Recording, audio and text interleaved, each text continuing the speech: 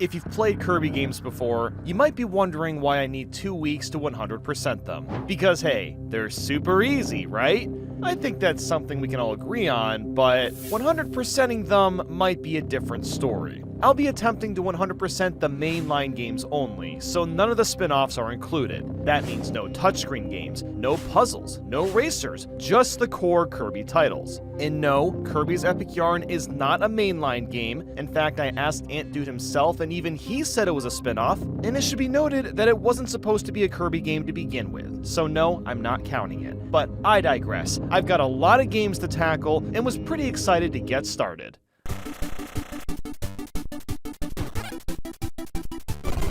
Our adventure begins with Kirby's Dream Land on the Game Boy. In order to 100% this one, I just need to beat the game. Dream Land 1 is one of the shortest Nintendo platformers out there, with only 5 levels to play. If you've never played a Kirby game, well, you play as a little ball of goo that can suck up his enemies. That's the main premise. And in later games, you can take their abilities and use them as their own. However, this concept didn't exist in Dream Land 1, so all you do is suck up enemies and spit them out as your attack. Considering what was out there for 2D platformers at the time, this was a pretty innovative idea, and the formula still works even to this day. Visually, the game looks okay, but it hasn't aged super well. The controls are also a little finicky, but these things are expected from a game that's this old.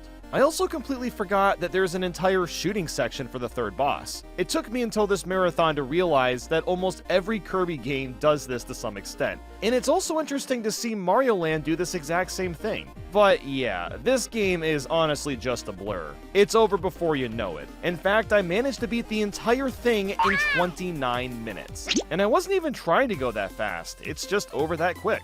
So up next is Kirby's Adventure. To 100% this game, I need to hit all 17 big switches and complete the extra mode. What's really convenient about Kirby's Adventure and all the other games going forward is the save files tell me exactly how close I am to getting 100%. This is going to make it a lot easier to keep track of what I need to do, and also ensure that I don't miss anything by accident. Kirby's Adventure is the first game where you can use enemies' abilities, and it's a great deal of fun. Being able to breathe fire or swing a boomerang around adds a lot more excitement to the gameplay, and it's pretty cool that this is even possible on the NES to begin with. The one big drawback, however, is the lag, because this game chugs like crazy. I understand that it's running on super old hardware, but that doesn't mean the game isn't hindered a bit because of it. If you want to play it nowadays, I'd recommend playing the 3DS one since it fixes the lag. You just need to download it from the I have really good memories of Kirby's Adventure. The first time I ever beat it, I was still in college and had the dorm room to myself one night. I ordered a large Papa John's Meat Lovers pizza and ate the whole thing while beating the entire game. It was a glorious night to say the least. However, I've never gone out of my way to hunt down the big switches. For the most part, they weren't that hard to find, but there's a lot more than I thought there would be.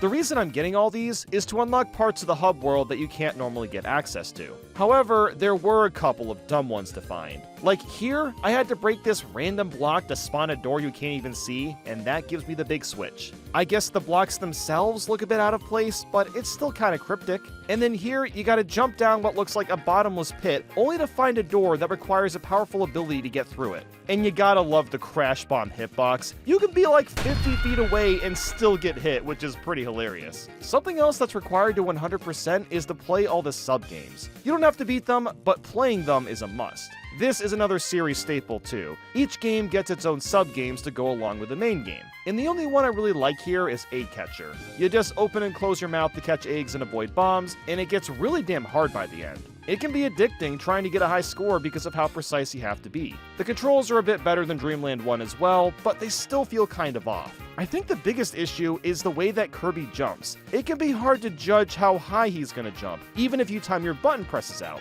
But after a decent amount of time, I finished the main game, but I wasn't done yet. I still had to play the extra mode, where the only difference is that I have less health.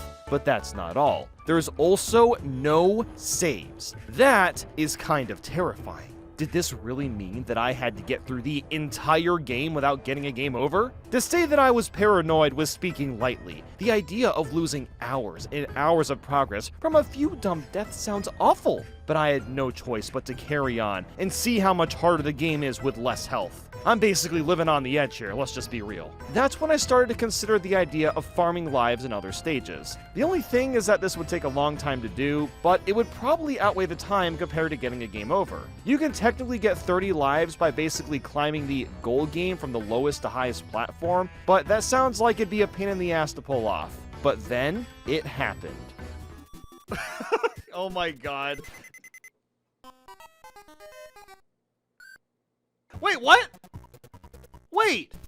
It saved? Yes, it actually saved! The game just clickbaited the heck out of me. The only actual difference is if I were to say turn off the game or reset Kirby's Adventure, then there wouldn't be a save file. But you can still get game overs and continue where you left off. So a big thank you to Sakurai for the thorough explanation on how saving works. As you can imagine, I felt an immense amount of relief knowing that I'm allowed to get game overs. As I continued through the extra game, I found myself dying a bit more often, but it didn't really matter. The worst thing I'd have to do is restart a stage, so no sweat. So I just plowed through the rest of the game, and after destroying Nightmare, I 100% Kirby's Adventure in 6 hours and 46 minutes. This took a bit longer than expected. I think wasting time trying to farm lives and all the lag slowed things down quite a bit. But hey, beating the extra mode let me unlock sound test, so woo! Sound test, baby! But I wasn't done with the day yet. I still had to play Kirby's Dream Land 2. To 100% this one, I need to beat the main game, collect all 7 rainbow drops, beat every bonus chance, and rescue Girl Blob. This sounds like it could be a lot shorter than Kirby's Adventure, but little did I know how annoying the rainbow drops were gonna be. But first, we'll talk about the game. It's still a Game Boy title, and it's incredible how much of an upgrade it is compared to Dreamland 1. It has copy abilities, it runs better and looks a little nicer, and there's a nice amount of variety with the locations. And you can't forget about the animal friends too. These guys can help with swimming, or just getting through parts of the game a little bit easier. And on top of that, they can also use the same copy abilities that Kirby already has equipped. It's fair to say that the jumping quality is very similar to Mario Land 1 and Mario Land 2. It's pretty incredible to see the improvements after just a few years. At first, getting through Dreamland 2 was an absolute breeze, which is to be expected, this is Kirby after all, but things change a lot when going for the rainbow drops. There may only be 7 of them, but have fun trying to collect these dumb things. Let me just go over some examples. We've got a rainbow drop where you have to play through a big chunk of the level with Kine and have the fire ability. Once you get to the last area, you must take this left path and shoot these blocks in the middle. If you shoot the blocks next to you, however, it is impossible to get back and you'll have to redo the entire level again. And look what these cheeky assholes did, putting a 1-up in the water just tempting to be grabbed. Well, good for them. The temptation worked on me, so thanks a lot for that. But anyway, after you've removed these ice blocks, get into the water, get rid of your power-up so you can suck up these blocks to make some space, then eat the fire power-up again, finally take the door to get the frickin' rainbow drop. Holy guacamole, was that a process. And half of the rainbow drops make you do crap like this. But that's not even the worst one. The rainbow drop in the 6th world is something else. Step 1, get Kine. Step 2, take him to 6-2 and find this hidden door. Step 3, beat the mid-boss and take the electric ability. Step 4, go across these tight jumps and get near these cannons. Step 5, zap the cannons so they'll drop and then grab Ku. Step 6, fly to this door on the right and defeat the mid-boss to get his power. And finally, step frickin' 7, fly towards the left while it's windy with Gordos all over the place, making it really easy to lose your power-up, and enter the door to finally get the rainbow drop. Whew! I must have attempted this one drop for at least an hour before getting it. It was so easy to choke and mess up. But that's not all. The bonus chance is also a confusing part of 100%ing. After beating a boss, you have to go back into the boss room and complete a minigame inside of it. Usually this entails avoiding projectiles and collecting all the stars, which sounds all fine and dandy, right? Well, here's the catch. If you don't collect every single star perfectly on the first try and get hit by something, you aren't allowed to try again until you complete another level. Why on earth are we forced to replay some other stage just to try the bonus chance again? Now, thankfully, the way that I went about this didn't make this too painful to do. If I messed up a bonus chance, I just continued with the main game's progress and traveled back to try the bonus chance later. It's honestly a cool idea to have these bonus chances, but I really wish you could retry it more easily because you have to beat them all before doing the final boss or it's impossible to get 100%. Something else worth mentioning about Kirby games when you play them back to back like this is that it feels like you're playing in slow motion. This isn't necessarily a bad thing, but when a game is really easy, it's like I'm just going through the motions. Even though I was struggling with the rainbow drops for a bit, the pain didn't come from messing up. It came from the fact that I had to play a slow level over and over and over again. But what about that last unlockable, finding the girl blob? So the way this works is a little strange. Basically, I need to play this stage and go into this specific room. Once you take out the baddie, there's a 1 in 8 chance that you get the girl blob to come out of this bag instead of gooey. So you might think that I just have to go into this room 8 times. No, that's not how this works. The RNG resets every single time you go into the room, so it took quite a while to get the girl blob. In fact, I had to go into the room 19 times before she showed up. I mean, it's a fun Easter egg and all, but it's kind of dumb that it counts towards getting 100%. I'm honestly shocked at how eventful this first day has been. At this point, I've been streaming for over 12 hours and still wasn't done with Dreamland 2.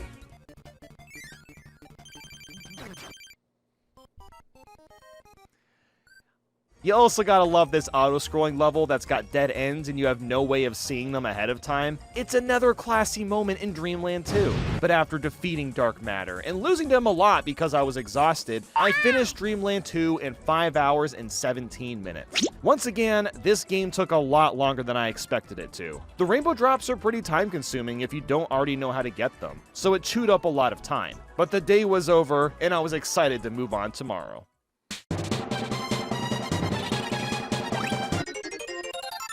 Now we've got Kirby Superstar. To 100% this game, I need to beat all the main games, unlock Dynablade 2's secret areas, get all 60 treasures in the Great Cave Offensive, collect all 19 Copy Essence Deluxe pedestals, and complete the arena. As you can see, this game is filled to the brim with content, and I was actually hyped to tackle it. Kirby Superstar is another game I've only casually played through, but always thought it would be fun to get all the treasures in the Great Cave Offensive. I was also feeling pretty good, and compared to the other marathons I've done in the past, I really didn't want to destroy the healthy habits in my life this time. I managed to get my shit together and actually exercise every morning throughout the whole marathon and eat well, and I'm pretty happy that I maintained the energy to do that. In the past, I would skip doing these things because the marathons were so time-consuming and I was just like, just filled with anxiety and all that, but no more excuses now that this is the 5th time doing this. But moving on, I started Superstar by playing through Spring Breeze. If you don't know what it is, well, it's a full remake of Dreamland 1 from the Game Boy. It's honestly really neat to see Game Boy games get remakes so early on, because it was the one that really needed it out of all the Kirby titles. The main gimmick with Superstar is that all abilities have cute little hats, and you can also turn an enemy into a partner to help you along the way. This is a really neat mechanic. Although the CPU can be, well, let's just say kind of stupid sometimes, there's also a really weird issue with the camera of all things. There's moments where you'll run forward with Kirby, but the camera doesn't keep up with him fast enough, making it easy to run into an enemy or obstacle without seeing it coming. What's really strange is this only happens sometimes, so it seems to be kind of a random problem. But it's not that big of a deal. The controls are a lot better than everything I played yesterday, so I'll manage. After finishing Spring Breeze, I tackled the Gourmet Race. This is a much smaller mode. You just race King DDD and have to win 3 different times. After that, I started Dynablade, and the only extra thing I had to do was find 2 secret areas. These areas had more big switches, which in turn unlocked a couple extra levels. After getting through that, I finished Dynablade and started Revenge of Meta Knight. This is my favorite mode in the entire game. It's so much fun. The idea is to infiltrate Meta Knight's ship, and at the end, fight Meta Knight himself. The way that it's done is just fantastic. You'll see dialogue of the crew going from being cocky to freaking out that Kirby's destroying everything around him. After that, I knocked out Megaton Punch as well as Samurai Kirby. And finally, the Great Cave Offensive. I figured that I would save this for last because it would take the longest. What's nice about the treasures is that they typically don't require you to go too out of reach to collect. There's typically only a few in each room, so as long as you take the time to explore, you'll find them all. There's also save rooms, which is nice, because the levels do get a bit harder as you move along. The treasures themselves don't really do much for the gameplay, they're just rewards for exploring. and some of them are pretty goofy and out there, like Captain Falcon's helmet, or the Triforce, just to name a few examples. So it's safe to say that things were moving pretty smoothly. Especially if you, like, don't have a guide, because I have a guide that's helping a little bit.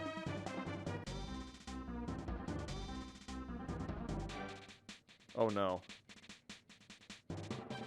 What's happened? What? Oh, no, dude. I really hope I don't have to redo a bunch. What?! Oh, the game didn't save? Oh, no! Well, I'm kind of cooked, so I could only do one thing, and that was to load up the Switch Online version of Kirby Superstar. The reason for that is because it has a 100% save file, meaning that I'd only need to replay parts of the Great Cave Offensive to get all the treasures I was missing. And after doing that, I could go to the 100% save and just play the other modes. I know this sounds a little convoluted, but it was the only thing I could do. Frickin' save just went away! And it took me like 15 to 20 minutes just to get back to where I was in the Great Cave Offensive. So that game crash wasted a good chunk of time. Thankfully, it didn't take that much longer to finish, but I forgot how confusing the last areas can be. There's this entire cloud level with a bunch of different doors, and getting into some of the doors requires you to randomly move across the wall and ceilings and feel your way around. But even still, it wasn't that hard to finish. Next, I decided to tackle the arena, and good lord, I was not expecting this to be as hard as it was. The arena famously in every Kirby game is the hardest part, and Superstar is no exception. The general premise is that it's a boss rush where you're not allowed to die even once, and you're only given a tiny bit of health in between fights. You truly need to have memorized the boss's patterns, and you're going to lose and have to restart over and over. The Maxim tomatoes in between rounds do help, but a lot of this just seemed to come down to ability luck. If the game doesn't offer you decent abilities for the bosses, then best of luck beating them. And I know that the hammer is usually the best option, but I can only hold on to it for so long before losing it. I ended up getting to Marks a couple different times, and died to him because I didn't know his patterns, and that was just devastating to say the least. So, screw it, I'll come back to this later. Might as well do Milky Way Wishes, haven't started that one yet. This mode is similar to Dynablade, but the way copy abilities work is totally different. So instead of eating enemies, you have to find the copy essences in each stage, and from there, you can swap them out on the fly. So I guess it's kinda similar to how Mega Man can swap out of his abilities. It's honestly a really neat way of going about a Kirby game. I'm kinda surprised we've never seen this style done again. So at 100%, I basically needed to find all 19 copy abilities, and it wasn't too challenging. I just made sure to explore every nook and cranny, which allowed me to find all the abilities. And that's the last thing I can do. I have to finish the arena now, once and for all. It's all that's left. I was slowly learning the boss patterns, and after much frustration and much patience, I eventually cleared it. Man, you know, the people that say that Kirby games are too easy have clearly never tried these other modes out, because this was rough. In fact, Kirby Superstar took me a total of 8 hours and 59 minutes to beat, which was definitely longer than I was hoping it'd take. But boy oh boy, it's time for another video game today! Next up is Kirby's Dream Land 3. To 100% it, I need to beat the main game, find all 36 heart stars, complete all 3 sub-games, complete the jumping game, and beat the boss rush. Dream Land 3 is one of my favorite Kirby titles. I was really excited to tackle this one. What makes this game so unique is the art style, of course, but also the way it handles collectibles. Each heart star requires you to complete a different task, and every level has something unique, whether that be avoiding the tulips, or making a random green spring guy happy, or saving some random creature. This makes all the levels quite refreshing to play, although that trippy maze level, yeah, that one can go to hell. If you know, you know. The last thing I want to mention for this day was that a lot of people in chat were asking if I was okay. In fact, some people popped in just to ask for a mental health check.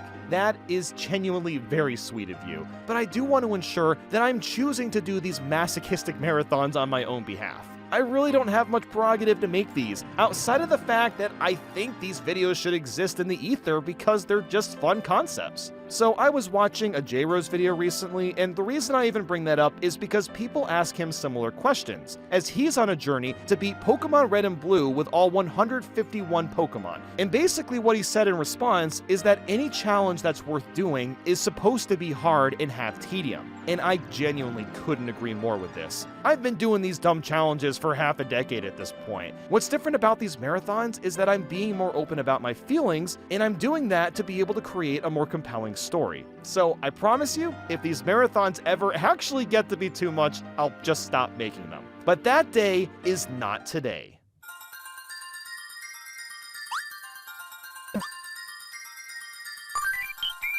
We didn't finish Dreamland 3 last night, so I needed to get that done first. Getting through the main game was pretty easy, but still time-consuming. There may not be a lot of levels, but they're all meaty and take a decent amount of time to complete. By the time I got to Dark Matter, I completely forgot how f***ing sick this music is.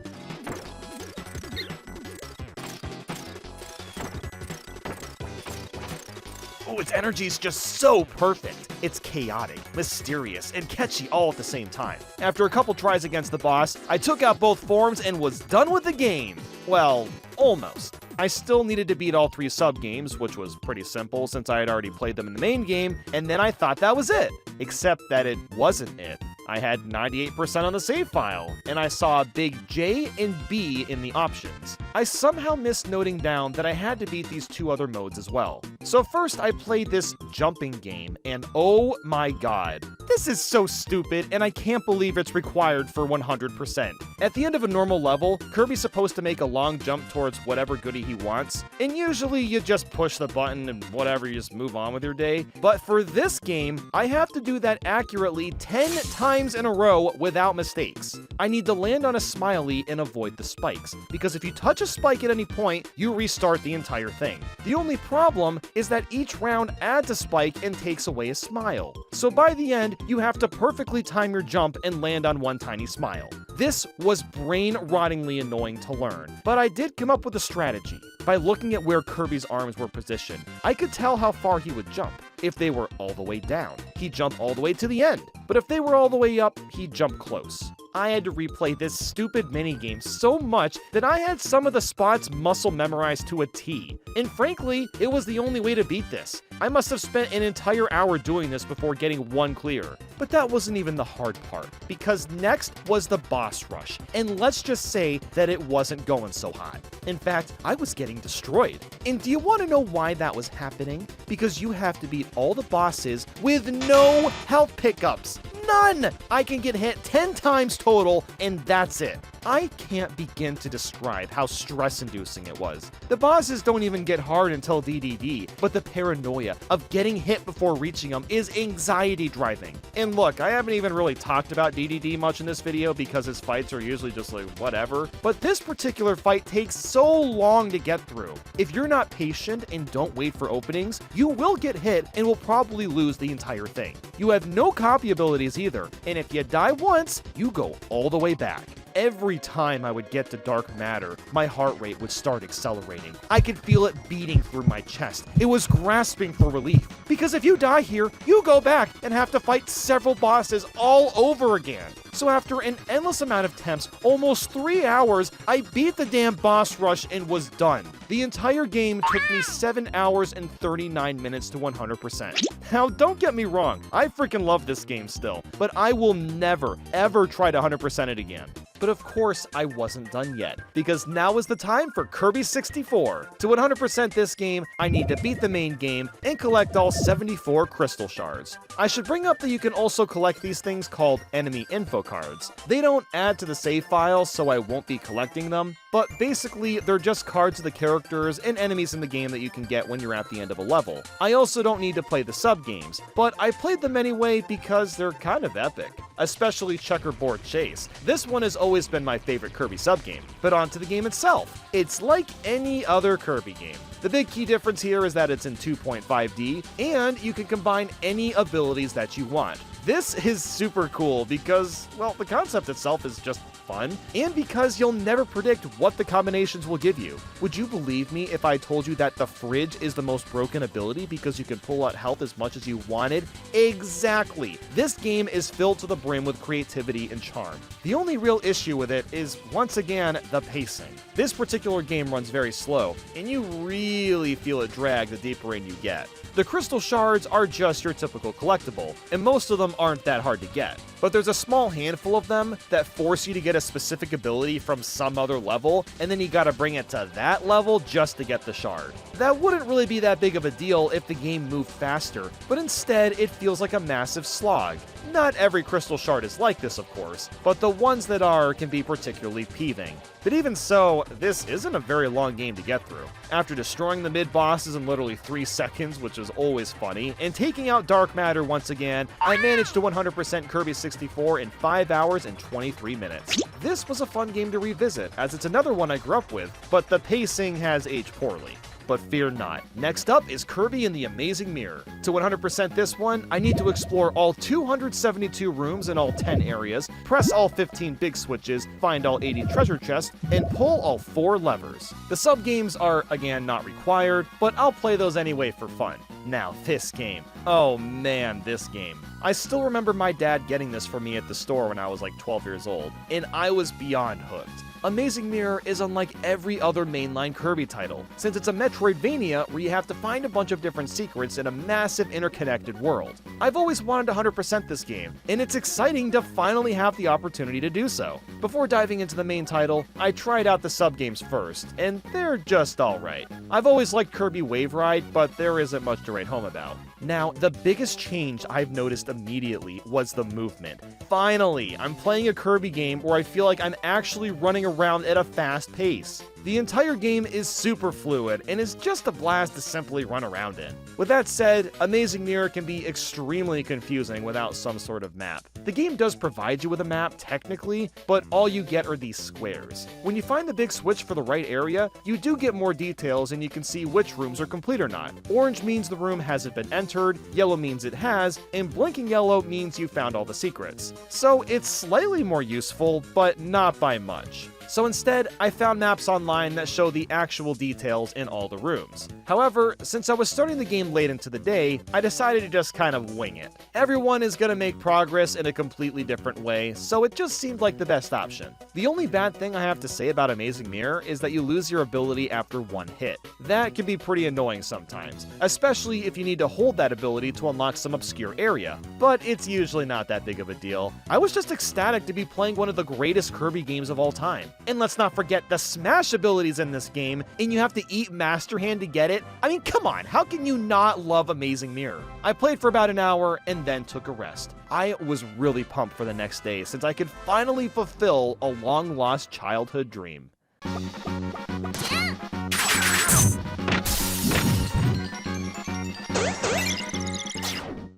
And another day has begun. This time, I busted out all the maps and started to follow them more closely. I basically tried to use them in tandem with the in-game maps, and it made it easier to get around. Although there were times where I still got pretty lost. There's some areas in the game that have no real entrance, but still have doors to get in and out. I know that doesn't really make sense, so I'll try to show you what I mean. Here we have 2 different rooms that I need to get to still, but look at the entrances. It just says to Rainbow Road, but with no indication on how to actually reach these areas. And then the in-game map sure as hell isn't helping either. So what I've got to do in this circumstance is pull up the in-game map, look for text that says the area I'm looking for, so in this case, Area 2, and then just take one of those doors randomly and hope it leads me to the right way. That is the only way to get here, which is kinda dumb. Thankfully, most of the game isn't handled like this, so it was kind of a fun puzzle to figure out. It's also nice that you can push a button to just warp back to the hub world, so at least you can get around the game fairly easily if you take the wrong path by accident.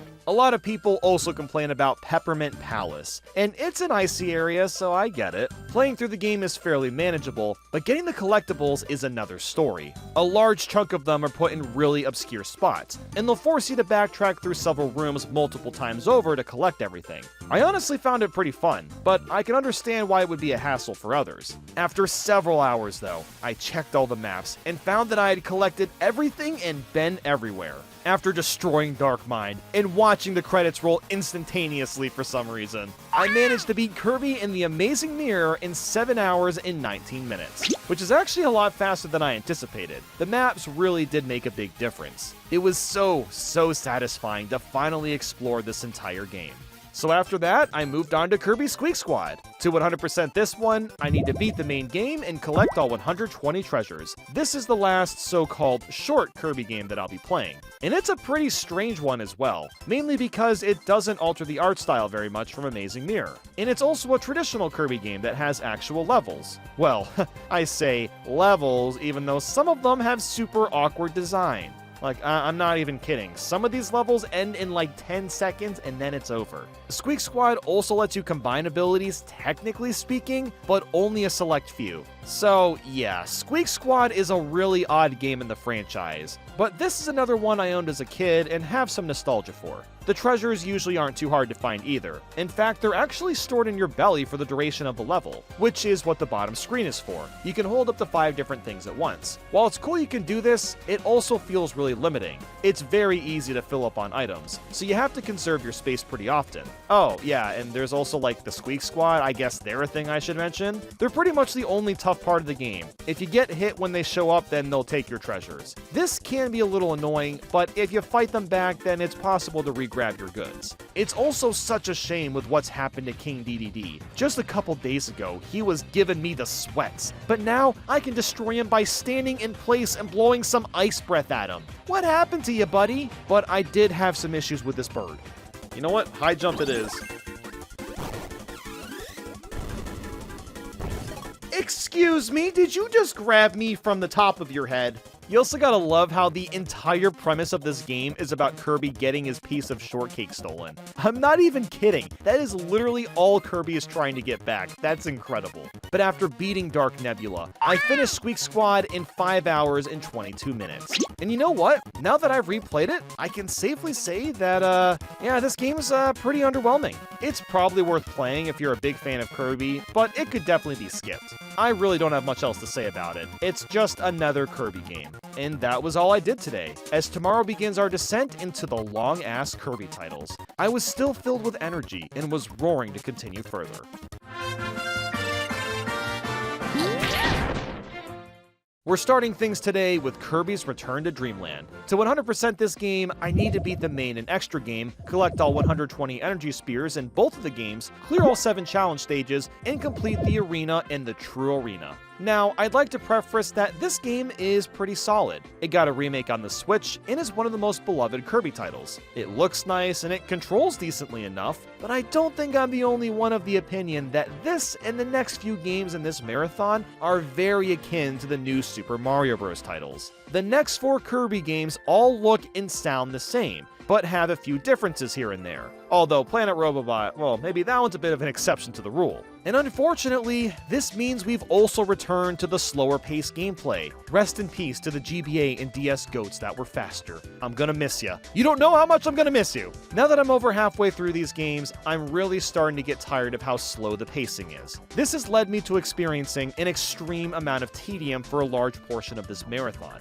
Basically, the way it's gonna go now is that any Kirby game from this point forward was really boring up until the last couple worlds when the difficulty picks up a bit. But on the bright side, I am a little ahead of schedule, considering I expected to still be playing Squeak Squad today, so I'll take that. But here we are with Return to Dreamland in the flesh. At this point, I might as well bring up what actually stands out. We're supposed to collect 3 to 5 energy spears per level, and just about all of them are easy to reach. It's more time consuming when you're actually going for the spears outside of just playing the game, but the levels are well optimized so that any specific abilities you need to reach them will always be in the same area. There's also these cool black and white segments where this sort of black hole-like wall thing will kind of push you forward. We've also got super abilities, which are basically just really fancy screen wipes. So I guess with that, we could conclude that there's enough here that makes the game stand out. But the thing is that I've already played this a couple times in the past, so that really made this feel like a slog at first. But that's not all that happened. Today was the first day that OBS started to crash over and over again, so that's fun. I locally record this footage while streaming it, but for whatever reason, today was the day that OBS decided it should start randomly freezing and corrupting all my footage.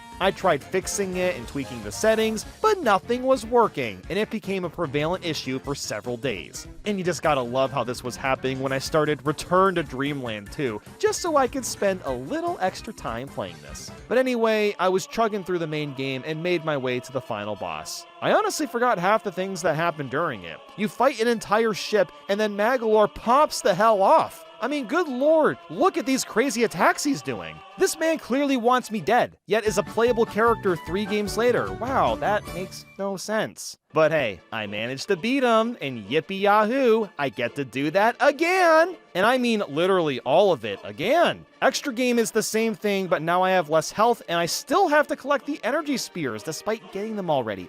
Come on. But before doing that, I decided to play through the challenge stages since they don't take very long. There's only 7 of them, and thankfully, I only need to clear them to get a 100% save file. Getting gold medals would take a long time since these stages are tough to beat fast, but they're pretty fun. I really love the idea of having ability-specific stages. I really wish Kirby games would do this more often because it allows them to build a deeper level around said ability and force a player to stretch the limits with that ability. Next, I decided to tackle the arena. Now, I've previously struggled with this mode, as we all know, but that is no longer an issue. And that's in all due part to the tornado. If you spam this attack over and over again, you will almost never get hit by anything. There's a very brief moment when you're vulnerable, but for the most part, you're completely invincible to all attacks. That means I was able to breeze through the arena in the cheesiest way possible, and it was pretty goofy to watch. There's a reason why this item wasn't included in the 3DS titles, because it's just way too overpowered. But after that, I finally started the extra game, and it's virtually the same experience. Was it a little bit harder because I had less health? I mean, yeah, sure, I guess I had to be a little more careful of how I was playing, but because it's still easy to rack up lives, it felt like I was just playing the exact same game over again.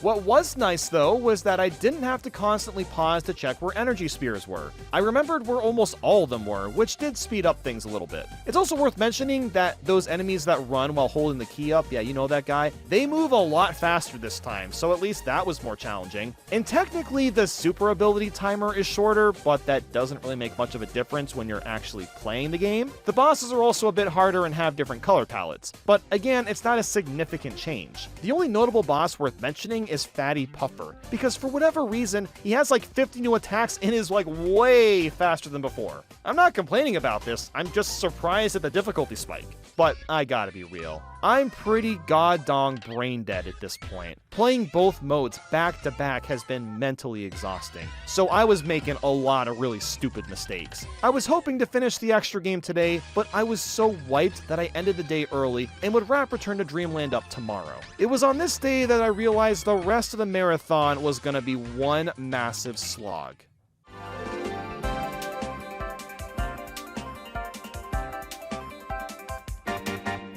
Ah, much better. I feel refreshed and ready to go. First things first, it was time to wrap up the extra game since there wasn't that much left to do. The only thing really worth mentioning is there's another phase in the final boss, and this time it's Magolor's soul.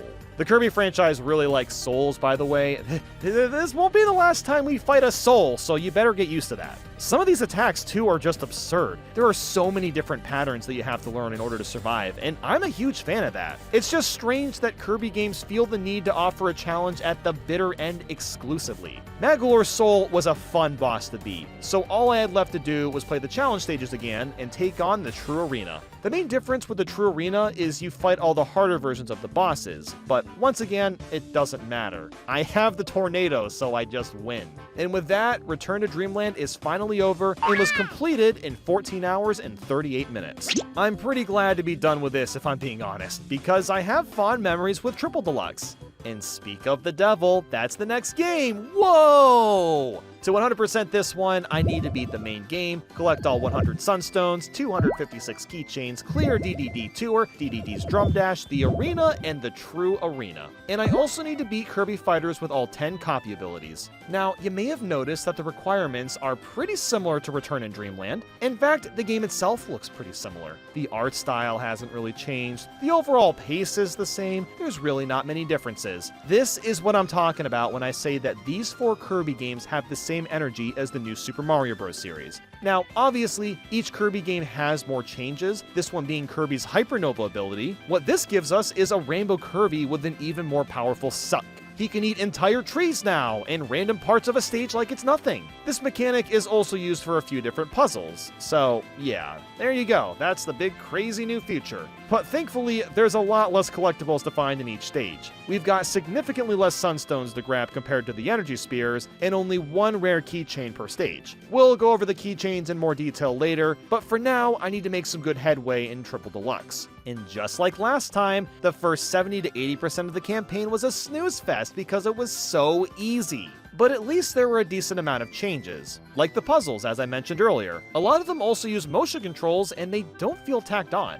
Oh, and I should also mention that I had even more stream crashes today, which is just so amazing and fantastic. In fact, the crashes got so bad that by day 8, I just stopped streaming entirely. I feel bad that I couldn't stream the entire thing, but the amount of crashes that were happening felt unacceptable, and I didn't have time at that moment to really break down what the problem was, so I do apologize to those of you that were watching the streams, thanks again. Next time I'll have a setup that should prevent crashes from happening to begin with. Because of the crashes and monotony of the game, I had to take a brief break and play something else.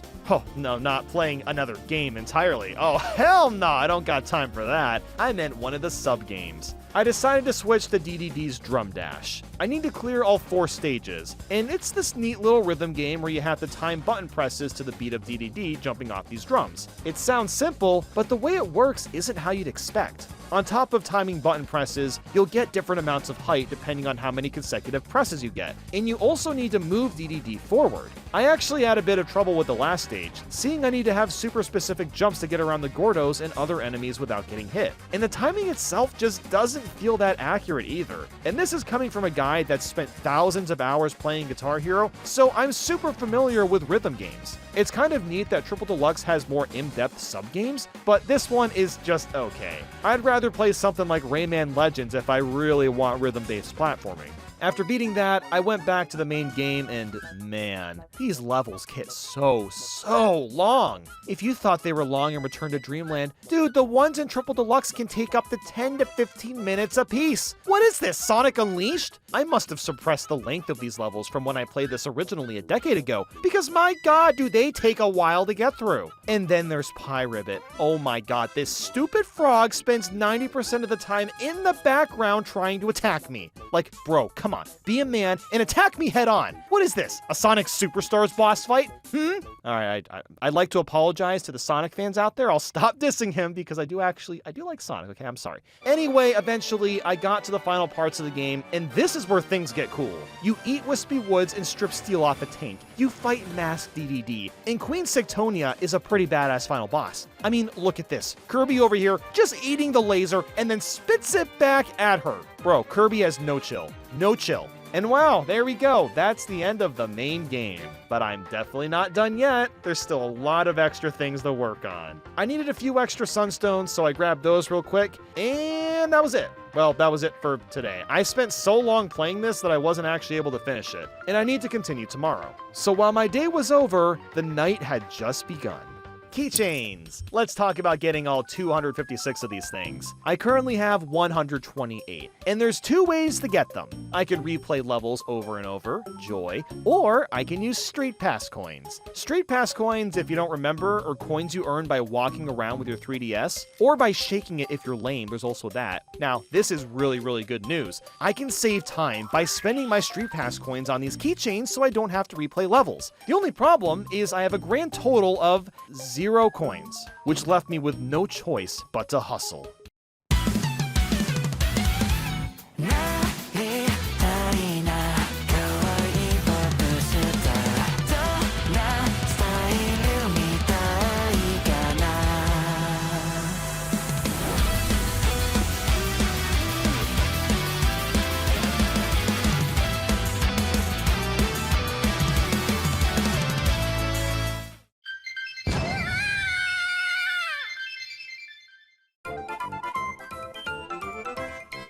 Wow, I sure am tired today. Woo, all that running around, maxing out my Street Pass coins. Woo, that sure was exhausting. But look at that, we've got 300 now. It was time to start grinding my Street Pass coins and nabbing keychains faster than you can say.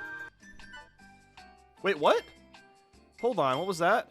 You can get 5 keychains at a time, complete a stage if I want to get more. Are you kidding me? Weird. Okay, so I can use Street Pass coins 5 times in a row, then I have to play a level again before using the Street Pass coins again. Well, I guess this is still faster than grinding out levels, but it's pretty dumb that I'm forced to do this. So let's hold off on the keychains for now. I decided to tackle DDD's tour first. This is kind of like the extra game in Return to Dreamland, except that you play as DDD the whole time, and each world has its levels connected together in little chunks. Thankfully, I don't need to get sunstones or rare keychains. I was just trying to speedrun through the levels as fast as possible. It can be satisfying to plow through the levels, but I don't know. I think I'd rather do this with Meta Knight or something. Meta Knight at least moves a lot faster, while DDD is a bit of a clunky fella. But hey, we got to fight Shadow DDD, and he's a really cool guy. So when that was over with, I decided to tackle the arena. This wasn't nearly as hard as the older games. I just used hammer and got through it with relative ease. The true arena, on the other hand, is a different tale. Not only is every boss tougher, but they're also longer and we have way less health in between bouts. Unfortunately, I can't be super cheesy and use the tornado because it's not in this game, but don't you worry, if there's a will to cheese, then there's a way. I was informed by the chat that ducking as the archer makes you completely invincible. And when I say completely, I mean that to the fullest extent. It's not like guarding where you take tiny morsels of damage. No, you literally take 0 damage. So what this means is that I was able to duck for every single boss and do pop shots along the way. As you can imagine, this took a pretty long time, but it got me through the true arena and prevented me from spending a few extra hours trying to beat it normally. It was honestly really funny by the time we got to the end. Queen Sectonia had this new phase I'd never seen before, and she had almost no openings, so I had to do so much waiting in between hits. This really wasn't a battle of will, it was a battle of sheer patience. I mean, I probably could have just fought her normally at that point, but hey, I had already committed my life to Archer and I wasn't going to give it up that easily. Oh shit. Also, take notice that she's called the Soul of Sectonia. Oh, you thought I was kidding about that soul obsession, huh? We're not over with souls yet. After that, I started Kirby Fighters and needed to play this 10 times in a row. 1 victory for each different copy ability. This is basically like Smash Bros. Classic mode, but a lot more simplified. It was pretty fun the first few times, but by the time I got to the last couple of characters, I was really bored of this mode. Again, I don't know why every copy ability should count towards 100%, but Nintendo got a Nintendo. Speaking of Nintendo, they announced a direct partner showcase today. Woo! Oh, the fans most certainly won't have high expectations. We definitely won't see L or mid in my chat when it's streamed a couple days from now. But anyway, all that's left is some keychain gaming. Now that I've done all the other modes and got some extra keychains, I really didn't have that many left. So I started the farm. Use Street Pass coins 5 times in a row. Replay World 1, 2, and repeat. Something that's really bizarre about the keychains is that even when I was getting close to collecting them all, I was still getting a lot of new ones fairly frequently. You would think that I would get more duplicates with the more of them that I own, but that just wasn't the case. In fact, it only took me about an hour and a half of grinding before I finally had all 256 keychains. It's pretty relieving to see Nintendo make the keychain unlock system more forgiving than I perceived it to be. And that was it. Kirby Triple Deluxe took me 17 hours and 39 minutes to complete. This is a game I would have been fine never getting 100% in, but it was kind of neat to see what all the keychains were, so I'll give it that. Since grinding didn't take as long as I thought it would, I was able to start Kirby Planet Robobot. To 100% this one, I need to beat the main game, collect all 100 code cubes, 200 stickers, clear Meta Nightmare Returns, the arena, the True Arena, Kirby 3D Rumble, and Team Kirby Clash. Now, you may have noticed that these requirements are almost exactly the same as Triple Deluxe. Instead of sunstones and keychains, we need to get code cubes and stickers. Ooh, different. Yeah, it functions exactly the same as Triple Deluxe, except there's less stickers to get. And the other side modes are similar similar too, but have also been improved a lot. We'll get to those later on. For today, I just wanted to make a little bit of headway into Planet Robobot. While this game once again looks exactly like Triple Deluxe, its mecha suit mechanic saves it and makes it stand out on its own. Transforming into a mech is not only kind of badass, but you can also use the other abilities with it, so similar to how the Animal Friends function from Dreamland 2 and 3. Turning into a robot is just pure fun at its core, and it made the game a lot more enjoyable. The levels are also better designed, have more diverse locations, and the puzzles are more thoughtful. The level size is also a lot better too. There's no 20-minute gauntlets at the end of the game. Everything is just nicely condensed. As you can tell, I'm a huge fan of this game, but at the same time, it's still really easy. So the Kirby boredom still set in, and I only got through the first world before ending for the day.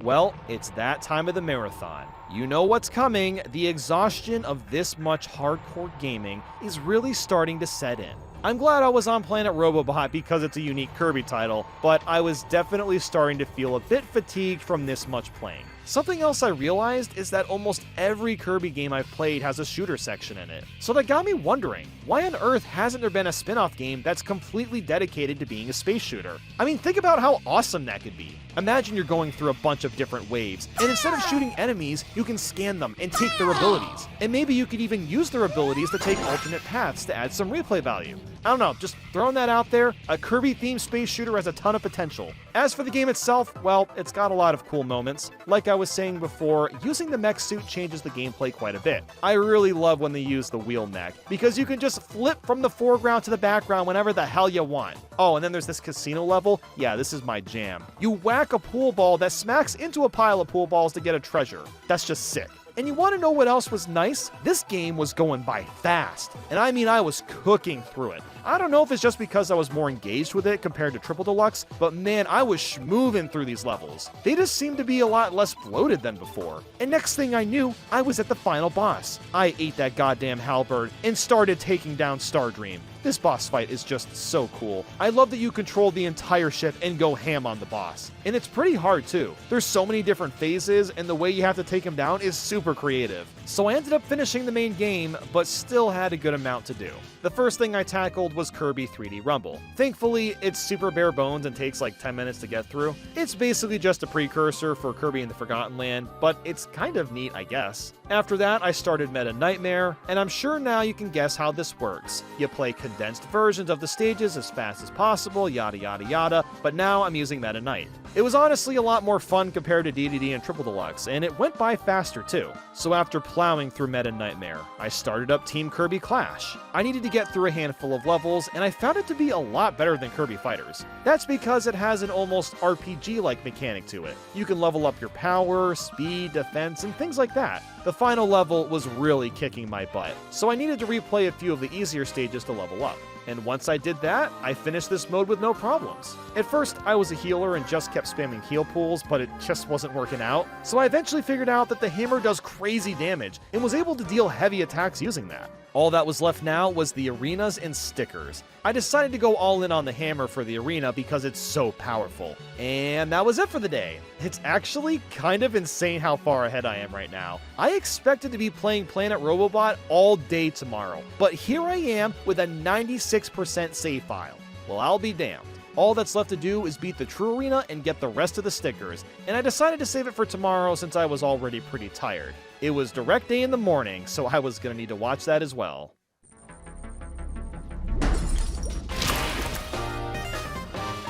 It's that time of the month again. The Direct Partner Showcase is here. Yay! Ah, man, I was just so excited about it. It was taking place when I would normally wake up, meaning I was sleep deprived today. Ooh, yeah! Anyway, I streamed the Direct since the likelihood of a crash was much smaller without locally recording, and I thought it was alright. A new Monkey Ball game was announced, so that's really all I needed. I think it's pretty obvious that after watching that Direct, that the Switch 2 is coming pretty soon, since Nintendo doesn't seem to have much on their calendar. But anyway, after that, I dove right into finishing Planet Robobot. And it's time to tackle the true arena. I figured that I could try the hammer first, and if that didn't work, then I could just use cheesy archer strats like last time. So as you'd expect, the true arena is hard as hell and I didn't make it that far, so archer came in clutch, and I slowly but surely got through all the bosses while avoiding almost every attack. What I didn't realize is just how long the final portion of True Arena is. First off, I can't even use Archer here because I'm doing the Space Shooter section, and Stardream, Soul OS, ooh, there it is again, Soul, they take a lot of hits. If you aren't already absorbing his attacks, it's going to take an absurdly long time to get through them. But once you finish them, there's another phase where you have to fight a huge heart.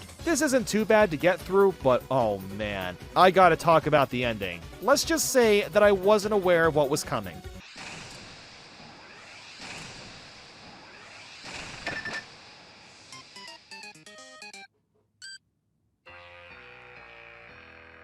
This stupid Soul OS heart has a freaking one-hit KO laser after you defeat him. Are you being for real? So guess what? I had to play it all over again. And after a couple of hours, I finally got through the True Arena. That was a massive pain in the ass, and thank God for the amiibo, because I did use a couple to save a bit of time. Look, I know it's extra cheesy to use amiibo, but my goal here is to get through these games as fast as possible, so I'm gonna use whatever the game offers me. But after that beast of a battle, I just needed to get the rest of the stickers. It was the same process as before. Run a marathon to get Street Pass coins, and then just go back and forth between playing a level and using the coins. There was one weird change though that I've never seen anyone mention.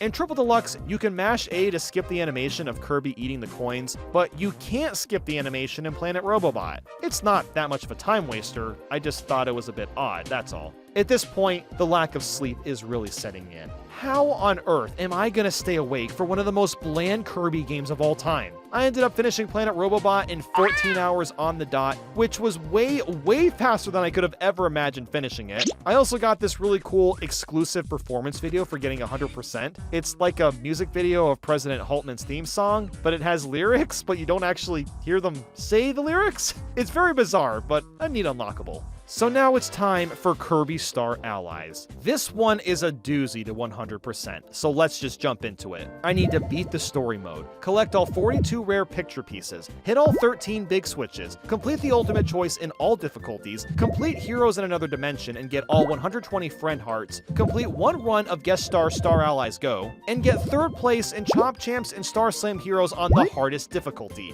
That is a lot to tackle, and you may have noticed that I'm going farther than just 100%. Star Allies got a lot of updates in its first year, and it ended up adding a couple modes that made the game insanely difficult. So yes, I'm gonna be going for Crown Percent, even though it's not really necessary. The only things I won't be exploring are the exclusive DLC stages for the Dream Friends. I considered doing that, until realizing that their campaigns are mostly just the same levels over again, but with a couple of new stages in there, and they don't even add to the save file, so I decided to skip it. Now this game, well, it is definitely a Kirby game. It was doing a great job nodding me to sleep. Like, I legitimately was struggling to keep my eyes open the first few hours. A combination of Kirby fatigue, and then playing frickin' Star Allies was so unbelievably tedious to sit through. And guess what? The Side Order DLC came out for Splatoon 3, and all I could do was think about playing that since I've been wanting to play that DLC for over a year at this point, but I'm just gonna have to wait.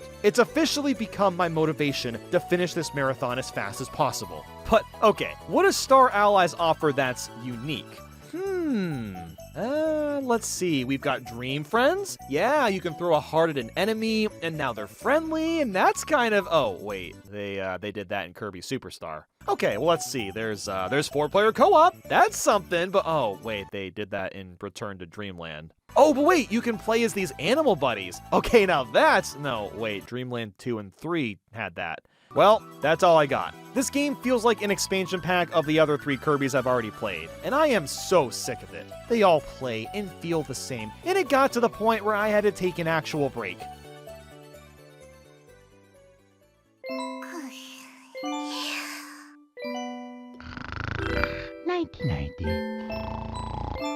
Spaghetti. Ah, that nap caught me up on sleep, so now I can continue to tackle Star Allies. Or so I wish. I actually slept for, I don't know, maybe 15 minutes, so I'll just have to suffer and try my best to stay awake. Finding the picture pieces and big switches were simple at least, but it really just felt like I was playing the same goddamn game again. The only difference is that it looks a little bit better. One of the most mind-numbing parts of Star Allies is the frame rate. A lot of these games run in 30 FPS, which is fine for a platformer, but we're teased 60 FPS the whole way through. Everything in this game, except the actual game, runs at 60 FPS, so it just makes playing Star Allies feel that much more slow when we're constantly reminded of a faster frame rate. I should reiterate here that I'm really not much of a stickler for FPS, but it would have been nice if the pacing was at least a little bit faster. Since I was so far ahead of schedule, I actually decided to end the day pretty early so I could actually catch up on more sleep.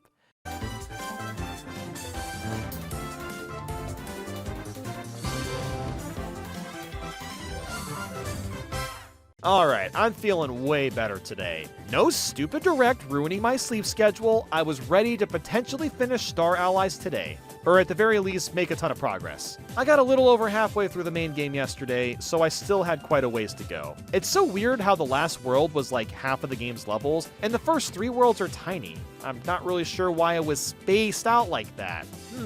Now, I'm gonna come swinging for a second. I hate to be the guy with the hot takes, but this game was mostly praised for how much fan service it has. And while it does include a ton of older and some obscure characters, I honestly think it just hurts Star Allies more, especially when it comes to the bosses. Almost all of them are reused but have a few different types of attacks. Now, I understand that this is a Kirby game. In the Kirby franchise, it makes sense to have recurring bosses. There's nothing really wrong with that, as a lot of Kirby titles get really creative with how they reimagine their characters and bosses, but Star Allies doesn't do nearly enough to stand out. Wispy Woods just jumps in the air a few times, like, okay, who cares? Then Kracko, he splits into 2, and then there's a big version of him. Ooh, how inspiring. And of course, they bring back Pawn and Khan, and the only change here is the harder version has more paths. So while it's really neat to be able to play as Magalore and Tyranza and they all have unique attacks, that in turn makes the game even easier.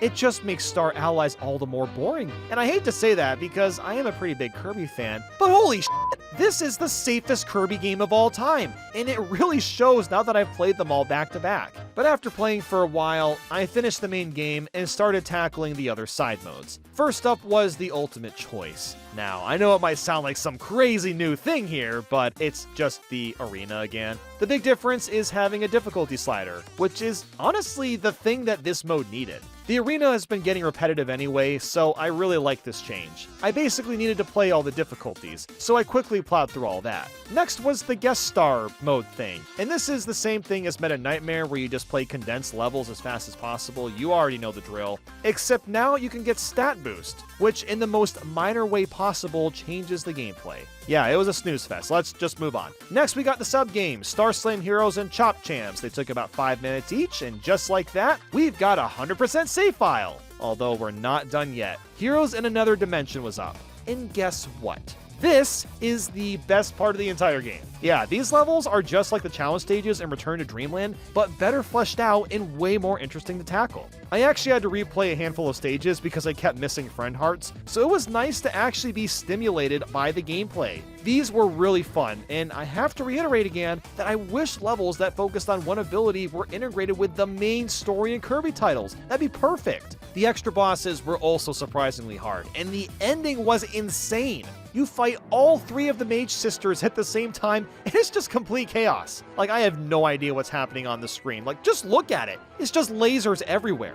After finishing that, all I had left to do was Soul Melter X. Tomorrow. Yeah, I might as well save it for tomorrow since I've heard this is the hardest Kirby battle in the entire franchise. I don't have much else to report on because these Kirby games are pretty down to the numbers. Every extra feature Star Allies has was already included in older titles, so I just don't have much to expand on. But that's okay, because we're gonna wrap this sucker up tomorrow. This is it. It's time to face Soul Melter Extra. After putting in the secret code, even Kirby is surprised I'm doing this. Just look at him. Ooh, oh, and look at that. It's got the word soul in it. Yeah, that's how we know the game isn't playing around anymore. Got some soul action. As you'd expect, all the hardest bosses are included, and good lord, this actually took me quite a while. Even with a full set of Dream Friends helping, expect to take heaps of damage and then be dry on health before you know it. If Star Allies didn't have Amiibo, I would have spent the entire day just trying to beat Star Melter X. But it does, so I did use a couple of them near the end. But even so, this was still really stressful to play. The only way you can clear this comes down to learning the boss patterns, just like every other arena. And the final battle is also just absurd. Now, I didn't bring up Void Termina previously because it wasn't that interesting, but this extra version really kicks it up a notch. You go back and forth shooting down this boss and fighting the soul inside of him. All the attacks are frantic and hard to avoid, especially in this last phase. I mean, just look at the crap being thrown at me. I completely get why people say Soul Melter X is the hardest of all the Kirby arenas. Just this final battle is 4 phases long, and all of them, except the second one, take practice. But after several attempts, I managed to clear Soul Melter X and get that sweet, sweet crown percent on the save file. Star Allies took a total of 13 hours and 33 minutes to 100%, and I am not at all surprised at how long I had to play this one. Which means that, oh my god, we're already at our last game, Kirby and the Forgotten Land. To 100% this one, I need to beat the game with all 300 Waddle Dees, complete every Treasure Road stage, fully evolve all copy abilities, complete all the cups in the Coliseum, complete the Frenzy Gig difficulty for the Waddle Dee Cafe Help Wanted, complete all 3 levels for Tilt and Roll Kirby, catch Bling Blipper and Flash Fishing, fully upgrade the stage for the Deadly Dees, and finally collect all 256 Gotcha Machine figures. I know that sounds like a bit of a mouthful, but I'm okay with that. Because finally, we're playing a Kirby game that's different and really tries to innovate itself. As you can see, it's in 3D. The funny Nintendo guys finally gave us what we wanted. You can turn into cars and all sorts of wacky objects, and the unlockables are a lot better. Instead of just finding some random thing in a level, a lot of times you have to complete a specific objective, so it's a lot like Dreamland 3. But unlike that game, Forgotten Land will actually notify you and keep track of what Waddle Dees you found. You aren't directly told how to get all of them, but even the missions that are hidden can still be done in one go if you already know where to look. What that means is that I was able to get through all these levels in one fell swoop, and thank God for that. These levels can sometimes take a while, but just the fact that we're in 3D and it feels different to play made this so much more enjoyable. And copy abilities have finally been properly realized since you can upgrade them this time. If you find blueprints in the levels, you'll take them to this workshop and then spend coins and rare stones to upgrade the ability to make them stronger. I absolutely love this system, and they need to keep doing it for the foreseeable future. And then we have Treasure Road, which are mini levels that are based on abilities or transformations. Wow, it's like this game has answered literally all of my feedback from the past few days. Thanks, Nintendo. And would you look at those bosses? They're actually really creative and a ton of fun to fight. Man, I am in such a better mood now that we're at the tail end. I can already see that side order DLC on my television screen. Oh, I am so close to victory. So now that all that praise is out of the way, I gotta be honest again. Look, this isn't even the game's fault, but it still feels like I'm moving at a snail's pace. But I think it's just because I'm on Kirby game, 13? Like, at this point, my brain is just pulsating, just staring at Kirby's little feet, doing the lightest jog I've ever seen in my life, and I can't just tell him to run faster because he won't listen to my plea. It's not possible for him. Okay, maybe that was a bit much. I got fairly deep into the main game, but not even close to finishing it today. I was starting to get tired, so I decided to tackle some of the brainless stuff, like Tilt and Roll Kirby. This has 3 levels, and you just roll Kirby to the end. Then I finished the Waddle Dee Cafe game, and also caught Bling Blipper. And little did I know that this wouldn't be the last time I'd be fishing. But after doing that, I wrapped up for the day and was curious how far I'd get tomorrow.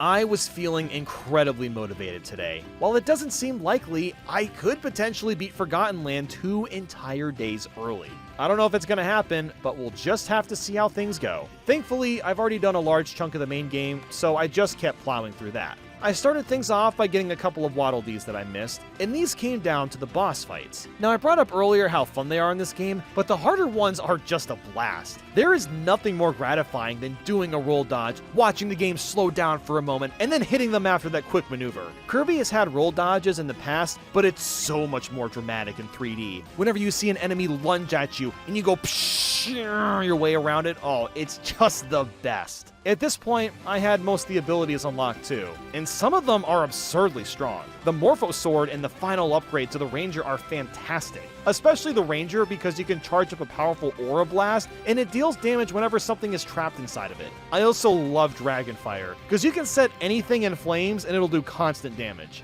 After plowing through all the different final bosses, tearing through Fecto Elphalus, and driving a semi-truck up dozens of buildings to have an intense mash-a-thon at the end, I was finally done with the main game. Although I still had a lot left to do, as usual. The next thing that unlocked was Forgo Dreams. As I'm sure you could recite with me by now, this condenses all the levels from a world into one, and it's just fine. The point of doing this is to collect something that Leon needs after you beat him up. And that thing is, Leon Souls. More souls! So yeah, a lot of them are pretty easy to spot. What's really handy about this mode is that you're actually notified once you've collected every soul in a specific area. So you'll never be unsure if you've missed any or not, because you just wouldn't get the notification. And it made it easy to get all 300 souls. The bosses here are also a lot harder, which again is routine. I think we can all expect that. I'm getting pretty bored of Kirby games doing this. Like, I don't know, the idea of an extra game just feels pointless. Why not just have like a difficulty setting from the get-go? Oh, hold on, wait a second. This game does have a difficulty setting, but only for an optional easy mode. This is the last game that needs an easy mode. Nintendo, you're so silly. An easy mode for Kirby.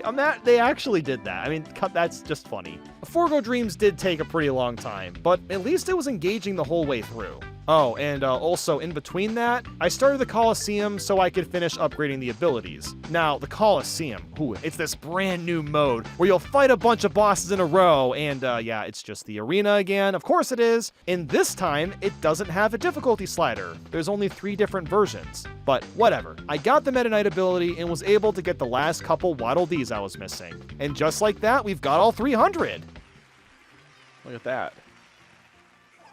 Now that's epic. I am so thrilled about these statues. Awesome. But I wasn't done with the abilities yet. Talking to King DDD gave us the blueprint for the masked hammer. Except that I don't have enough rare stones. Well, I guess I'll get it later. So, yeah, as you can see, I was kind of just flopping around and not playing in much of a coherent order. I kept getting blocked off by not having enough coins or rare stones, probably because you're not meant to play this game in a span of 2 days. But I'm doing that anyway. I finally got to the end of Forgo Dreams and was fighting off Forgo Leon with a tornado. You might assume that I can just spam it to win like with Return to Dreamland, but that does not work at all in Forgotten Land. First off, it's a much weaker weapon and takes way longer to get hits in, and you also have a much longer vulnerability time. So I was able to use it, but it's really not that great of an ability anymore. But hey, I was finally done with Forgo Dreams. This was the last big chunk I needed to knock out, which means I might actually finish this marathon today. So I went back to the arena, the Coliseum, and finished up the last 2 tourneys. There's not much to say here. We all know how these work.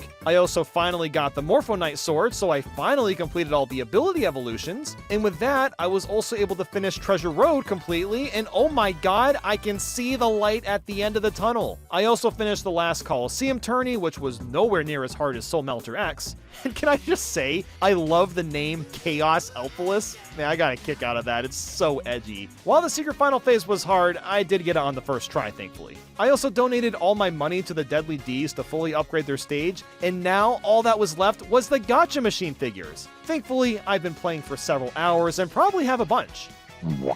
Oh, okay, well, maybe I have a ways to go, but that's all right. We've got a bunch of money, and I can start dumping it all into the machines, and thankfully, the unlock rarity is the same as the 3DS games, so we're getting quite a bit of new figures. The only problem now is just the cost. Volume 1 and 2 aren't too spendy, but Volume 3 is 50 coins a pop, and 4 is 100 coins. I don't have that much cash, so I'm gonna need to grind for coins. And yes, I also used my rare stars to talk to that one Waddle Dee to get a few more trophies, but now I'm flat broke. And there's no Street Pass coins for the Switch, so I couldn't run 5 more marathons. My only option was to go fishing. You might think that playing some level over and over would be faster, but no, I don't think so. If I can consistently catch the big gold guy, I get 500 coins every time for doing that. The only problem with that is the button timing can be a little bit tricky. But I decided to give it a shot, and after like 10 to 15 minutes, I had the timing pretty much nailed down. I could always tell when a goldfish was coming up too. The screen slightly zooms in. And the final button press is always X, so I didn't have to guess. So basically, what I was doing was getting about 1,000 to 2,000 coins, dumping them all into the machines, and then rinse and repeating. I also found a really funny exploit online to get rare stones quickly. By jumping in the air and smashing your hammer into the ground, Kirby can get sent flying into the sky above the boundaries. Then you have to land on this corner, sneak your way inside the building, and voila, now we're inside the Coliseum from the opposite end. What happens at this point is you do one basic battle, and then it ends with you getting a rare star. This might sound like the best strategy to get the rest of the figures, but I wasn't able to do this exploit that consistently. I might have done it like, 5 or 6 times, but outside of that, I was mostly just fishing. So a couple hours have passed at this point. I was finally getting it down to the nitty-gritty. I only had a tiny amount of trophies left to get, but something bad was happening. I stopped getting new ones from all the machines, no matter how much money I dumped into it. I gotta say, I was really freaking out because I didn't know why that was happening until I looked it up and realized that I just needed to get the missing figures from other places. I had to do a few of the present codes, buy some tomatoes, and purchase more battle items. The final one I had to get was in the movie theater, and just like that, we are done. The marathon is officially over. Kirby in the Forgotten Land took me 17 hours and 24 minutes to beat. Hell yeah! You know what that means? It's side order time! Yeah, you might think I'm a little crazy to go from playing this for 12 hours to actually playing side order for a little bit on the same day. But that's exactly what I did. I'm not afraid to admit it. At this point, I've played through a bunch of the weapons, and I have some thoughts. Having a roguelike mode for Splatoon makes a lot of sense when it comes to expanding the scope of the game, and what they did here was pretty good. The goal is to climb up 30 floors and survive waves of enemies while destroying their portals, move a turbine tower, control zones, or sink these 8 balls into a station. There's also a few new bosses, and the chip system is a lot of fun to configure, seeing as it can drastically change your stats. Although, if I gotta be real, this is way too easy. Funny that we're on this topic, and the DLC itself might be a little bit overpriced because of it. I got to the top floor after only a few deaths, and I don't know, man. The Octoling expansion offered a lot more than what Side Order has, but I'm a huge Splatoon fan, and I've been enjoying it regardless. It would be great to see this expanded on a lot more whenever Splatoon 4 happens. Anyway, that went over a lot better than I expected. I thought that maybe I'd get stuck at the final chunks of these Kirby games, but as we've proven, even when going for full completion, they're still pretty easy. But the next marathon is going to be a different story. And with that, thanks for watching.